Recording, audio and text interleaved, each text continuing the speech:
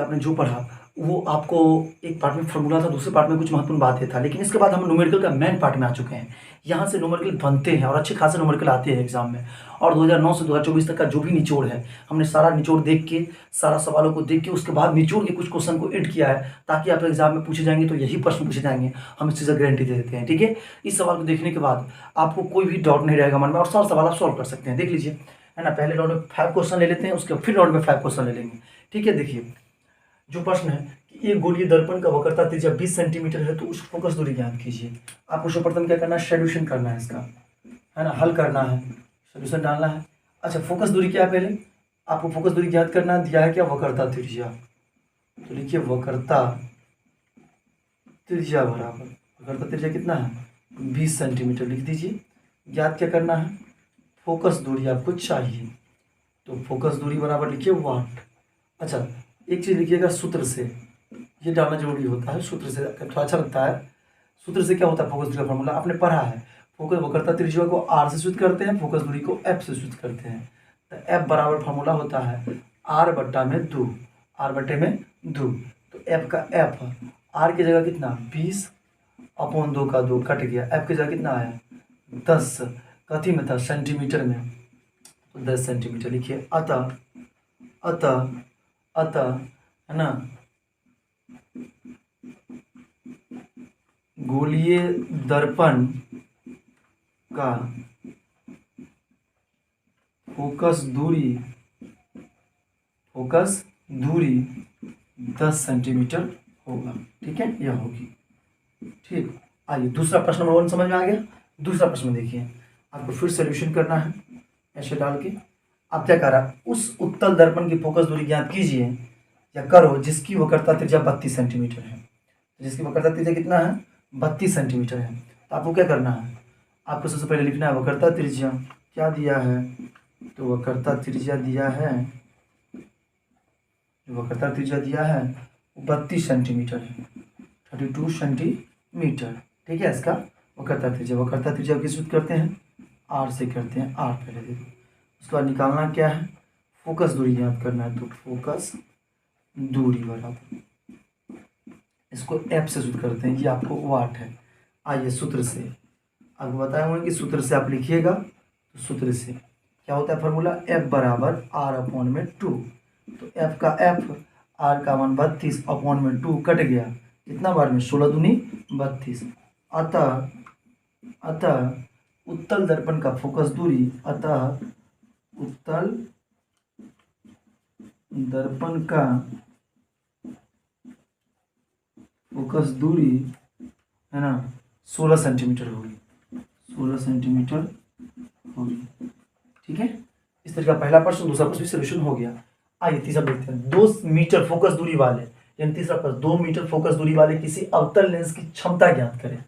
तो कौन सा लेंस है वो पहले देख लेते हैं। तो कहा है अवतल लेंस, अवतल लेंस।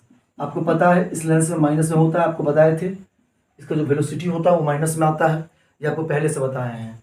और ये जो लेंस का क्षमता कह रहा है, क्षमता हमेशा डायफ्टर में ज्ञात किया जाता है, तो डी उसका वेलोसिटी होगा। देख लीजिए, मीटर दिया है। ठीक है, आइए आपको दिया क्या है, तो फोकस दूरी पहले लिख दीजिए। अब तक उसमें क्या दिया है, फोकस दूरी यानी एफ का मान आपको दिया है कितना, 2 मीटर। गौर कीजिएगा, मीटर और सेंटीमीटर में आपको इससे पहले बताए थे फॉर्मूला में। अच्छा, उसके बाद निकालना क्या है, तो लेंस की क्षमता, लेंस की क्षमता आपको ज्ञात करना है, यानी पी आपको ज्ञात करना है। तो देखिए गुरुजी, एक बात गौर कीजिएगा, लेंस की क्षमता बराबर क्या होता है, सूत्र से, इसको मिटा देते हैं, थोड़ा सूत्र से जाएंगे, सूत्र से। अच्छा, लेंस की क्षमता बराबर क्या होता है, लेंस की क्षमता बराबर क्या होता है, तो अभी आपने पढ़ा लेंस की क्षमता बराबर कथी में है, मीटर में। अगर मीटर में है तो 1/f होता है ना, जीपी बराबर 1/f। और सेंटीमीटर में रहता तो क्या होता, तब चेंज होता ना, सेंटीमीटर में रहता तो क्या हो जाता 100/f। तो लेंस की क्षमता मीटर में है, इसलिए इसका उपयोग करेंगे p बराबर 1/f। p का p, एक का मान कितना आता है 1 के, और f का मान कितना आता है 2। तो जैसे इसमें भाग देंगे तब p बराबर हो जाएगा 0.5 आएगा, जैसे भाग देंगे एक में भाग देने नहीं आता है आपको, तो यहाँ पर दिखा देते हैं। एक में जब भाग देंगे तो भाग देने के लिए अगर मान लीजिए एक में 2 से भाग देना है तो आपको नहीं कुछ है वहाँ पर तो क्या जाता है 0.0 दिया जाता है, उसके बाद होता है 0, और उसके बाद क्या लगे दशमलव अगर सिंगल देके 0 दीजिएगा तो नहीं पड़ता है, इसलिए फिर क्या दिया जाता है 0, 0 के साथ दशमलव और 2 पंचे 10, ये हो गया कैंसिल, इसलिए क्या किया जाता है 0.5। अच्छा कथी में है तो ये क्या है लेंस की क्षमता उत्तल लेंस में, क्या अवतल लेंस है तो P बराबर -0.5D इसका हो जाएगा आंसर। लिख दीजिए अतः है ना अवतल लेंस की क्षमता -0.5D होगी। ठीक है, अगला क्वेश्चन देख लीजिए। 2 मीटर फोकस दूरी वाले किसी उत्तल लेंस की क्षमता याद कीजिए। सोल्यूशन में चलेंगे, है ना, कौन सा लेंस है उत्तल लेंस है, लिखेंगे उत्तल लेंस में, उत्तल लेंस में, ठीक, उत्तल लेंस में। गौर करेंगे क्या दिया हुआ फोकस दूरी, तो लिख देंगे पहले फोकस दूरी, फोकस दूरी बराबर, तो फोकस दूरी बराबर क्या है तो फोकस दूरी बराबर दिया है 2 मीटर, तो फोकस दूरी को पहले सूचित किससे करते हैं तो F से, देंगे F बराबर 2 मीटर, मीटर है सेंटीमीटर, तो 1 मीटर बनाया था ना तो मीटर पर ही बना लो इसको भी, सेंटीमीटर बना लो भाई, क्योंकि मीटर तो बना लिए थे हमने, तो उत्तल लेंस के लिए लेते हैं सेंटीमीटर बना लेते हैं इसको, क्या दिक्कत है सेंटीमीटर बना देते हैं। ठीक है, मीटर इधर बना दिए थे, मीटर तो समझ ही गए थे आप, तो सेंटीमीटर पर देख लीजिए क्वेश्चन। ठीक है, फोकस दूरी, उसके बाद निकालना क्या है लेंस की क्षमता, तो लेंस की क्षमता, ठीक है, लेंस की क्षमता बराबर यानी P बराबर क्या होता है तो P बराबर जो होता है वो क्या होता है आपको ये आपको पहले ज्ञात करना है। ठीक है, तो आप यहाँ पर चलिएगा सूत्र से,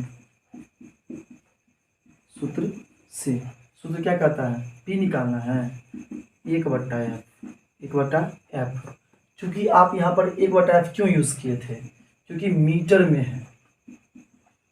में है। अच्छा यहाँ पर आप यूज कीजिए कितना 100/F, क्यों क्योंकि सेंटीमीटर में है। ठीक है, सेंटीमीटर में रहेगा तो 100/F, मीटर में रहेगा तो 1/F, P का P 100 का मान कितना तो 100 का 100, अच्छा F का मान कितना तो 2, कटेगा तो P बराबर कितना आएगा 50, है ना, कथी में आता है D में, तो 50D। अतः उत्तल लेंस की क्षमता 50D होगा, अतः उत्तल लेंस की क्षमता 50D होगा। ठीक है, समझ में आ गया आपको।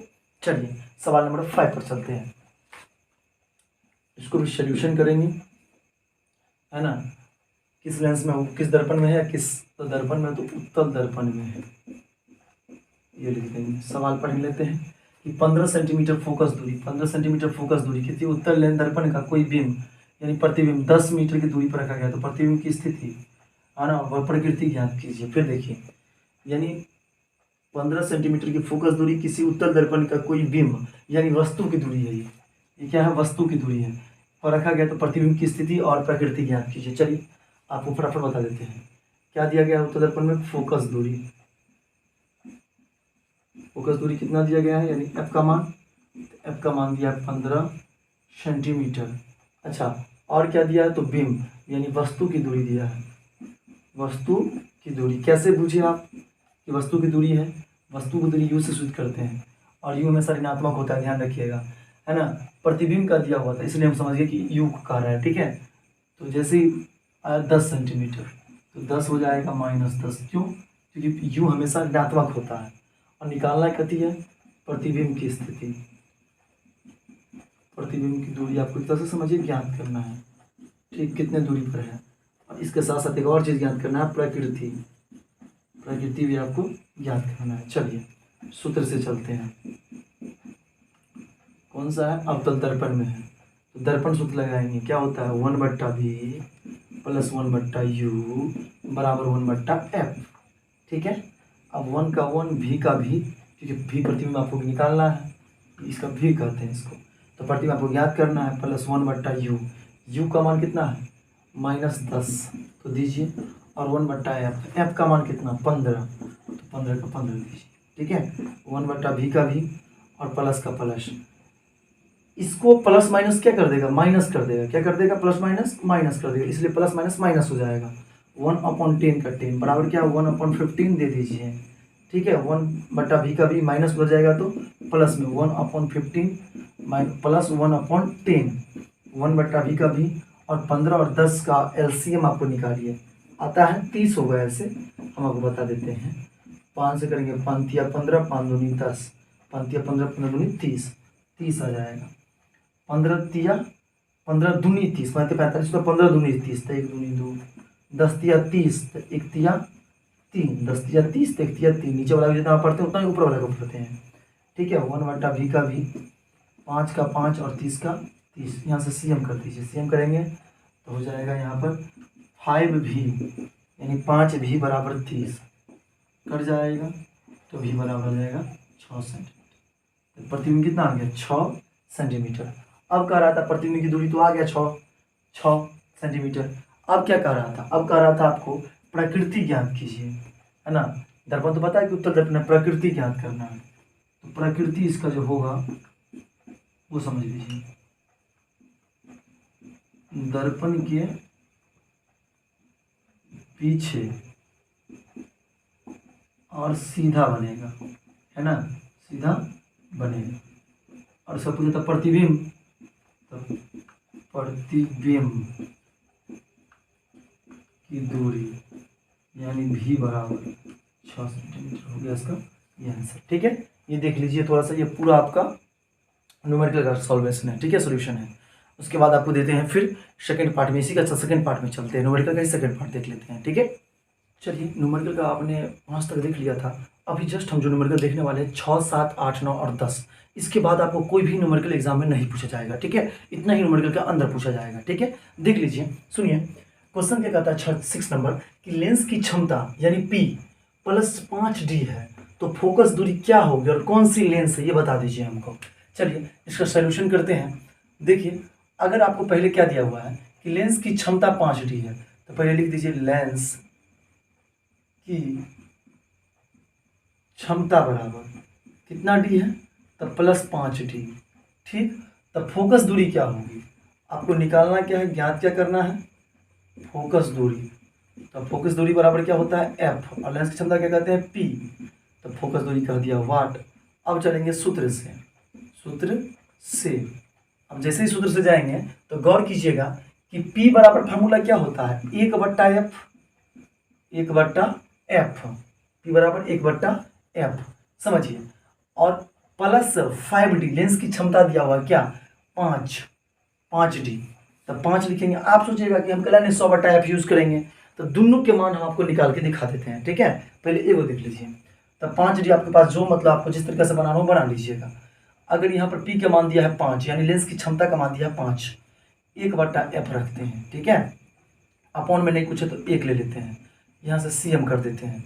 जैसे ही करेंगे तो हो जाएगा 5f, गौर कीजिएगा 5f, ठीक है। तो ये हो जाएगा 5f बराबर 1, 5f बराबर 1, तो f बराबर क्या हो जाएगा 1/5, और f में जैसे ही भाग देगा तो क्या आ जाएगा 0। अभी आप ज्ञात किए थे, अगर 1 में हम 5 से भाग देंगे गुरुजी तो 0 तब ना 0, अब 5 दूनी 10, ये दोनों कैंसिल, तो 0.2 है ना, 0.2 हो जाए 0.2 मीटर, ठीक है। अच्छा इसी को आपको सेंटीमीटर में लेना है, तो आप क्या कीजिएगा, जहाँ पर आपको f बराबर 1/5 है 100 से गुना कर दीजिए, तो f बराबर हो जाएगा 100/5 कट जाएगा, f बराबर 20 सेंटीमीटर।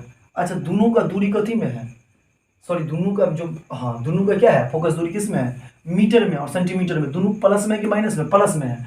और क्या लिखिएगा, चूंकि फोकस दूरी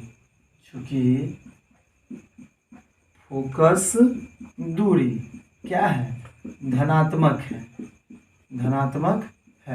क्या बता रहा है कौन सी लेंस होगा, धनात्मक है ना, इसलिए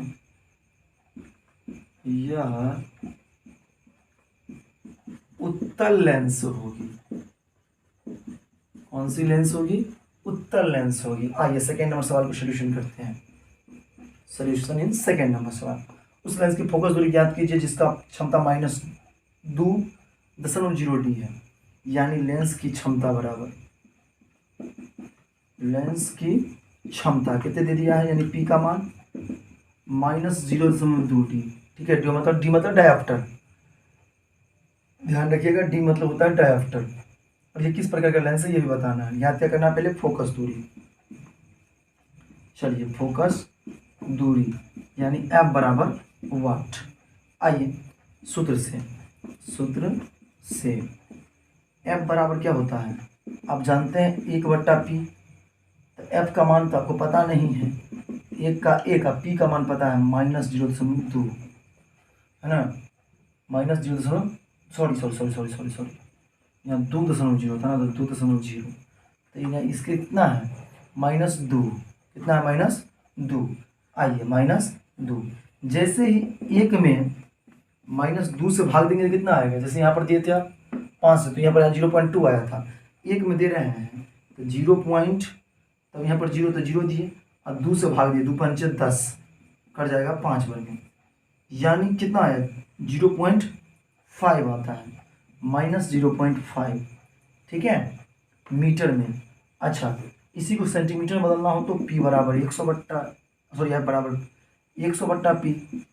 अब आपका F 100 का 100, यहाँ पर -2 है, काट दीजिए, आपका मान जो आया -50, और ये कथी में आया, ये आ जाएगा सेंटीमीटर में।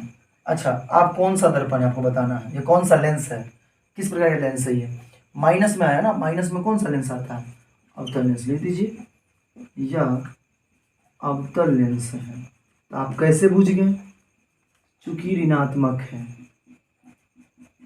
चूंकि ऋणात्मक, ये लिखने की जरूरत नहीं पड़ती है, आप यहीं तक समझा लीजिए, आपको समझाने के लिए हम लिख रहे हैं, ये आपको समझाने के लिए हम लिख रहे हैं, ये जो लिखने की जरूरत नहीं पड़ती है, ये आंसर करके आप छोड़ दीजिए, आपका काम हो जाएगा। ठीक है, अच्छा, अब देखिए 3 चालक जिनके प्रतिरोध क्रमशः 6 ओम, 5 ओम और 9 ओम है, तो श्रेणी क्रम में संयोजन में जोड़ा गया, इनका समतुल्य प्रतिरोध ज्ञात करें।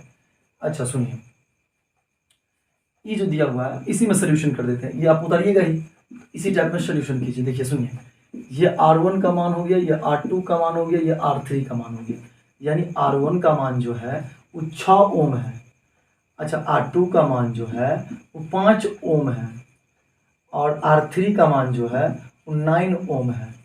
ठीक है, और किस में क्या जोड़ा गया, समतुल्य प्रतिरोध ज्ञात करें, श्रेणी क्रम में जोड़ा गया है। श्रेणी क्रम में अगर श्रेणी क्रम प्रतिरोध ज्ञात करना हो, श्रेणी क्रम प्रतिरोध के लिए जो फॉर्मूला यूज किया जाता है वो R बराबर होता है R1 + R2 + R3 plus dot dot, जो भी आपको जितना R का मान दिया रहे वो। R1 का मान आपको कितना दिया है 6 ओम, R2 का मान आप कितना दिया 5 ओम,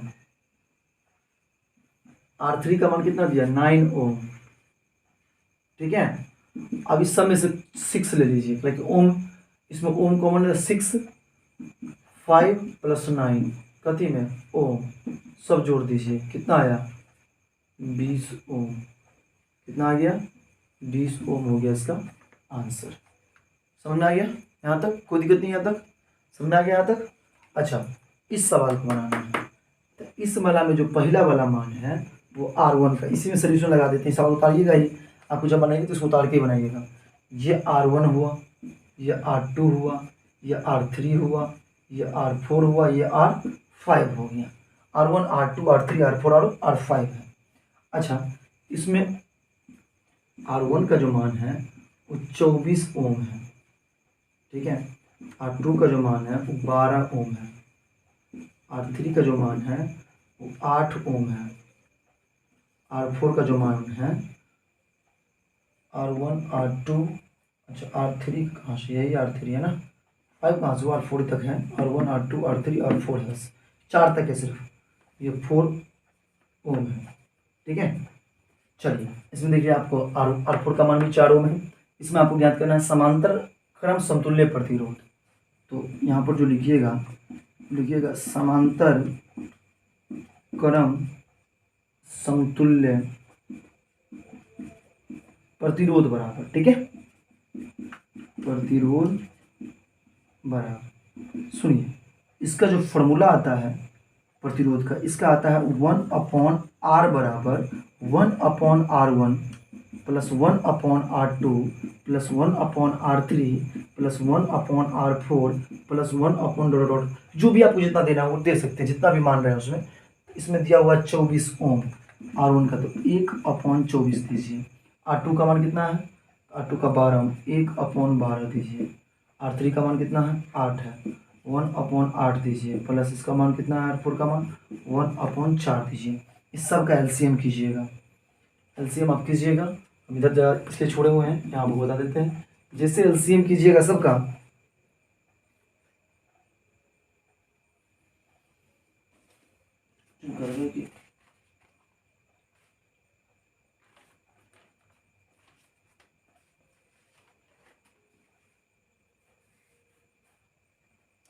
सबका एलसीएम कीजिए। जैसे जैसे से सबका एलसीएम कीजिएगा, इसका आ जाएगा 24। ठीक है, 24। अच्छा, 24 कितना बार में? एक बार में, तो यहाँ पर लिखिएगा 1 का 1 प्लस का प्लस। 24 कितना बार में? तब 12 दूनी 24, तो यहाँ पर 2 ओम यानी 2। अच्छा, 24 कितना बार में? तो 8 से 24, 3 बार में, तो यहाँ 3। 24 कितना बार में? 4 छक्के 24, 6 बार में, तो यहाँ 6। अब सबको जोड़ दीजिए, 1 और 2, 3 3 6 6 और कितना हो गया? 6 और कितना हो गया? 12। कितना हो गया? 12। तो आप दीजिए 1/8 लिखते जाइएगा, इसको नहीं छोड़िएगा, 1/8 लिखते जाइएगा। तो कितना हो गया ये?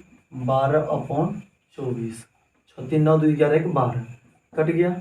कितना बार में? 2 बार में, 1/8 बराबर 1/2। अब यहाँ से सीएम कीजिए, जैसे ही कीजिएगा तो R बराबर हो जाएगा 2 ओम। ठीक है, आंसर R का वैल्यू कितना आ गया? 2 ओम हो गया इसका, 2 ओम, यानी R बराबर कितना हो गया? 2 ओम, इसका आंसर हो गया। ठीक है, चलिए जो लास्ट क्वेश्चन है, क्वेश्चन नंबर 10। ठीक है, क्वेश्चन नंबर 10 देख लीजिए। कहता है प्रकाश, सोल्यूशन कीजिएगा इसका। प्रकाश वायु से 1.50 अपतनांक की कांच में प्रवेश करती है। कांच में प्रकाश की चाल कितनी होगी, जबकि निर्वात में प्रकाश की चाल इतनी है? 3 × 10⁸ मीटर प्रति सेकेंड है। ठीक है, आप लिखिएगा प्रकाश वायु से अपतनांक कितना दिया है, पहले अपतनांक लिख दीजिए। कितना दिया है भाई? अपना 1.50 है। अच्छा, निर्वात में प्रकाश की चाल कितना है? तो निर्वात में प्रकाश की चाल कितना है?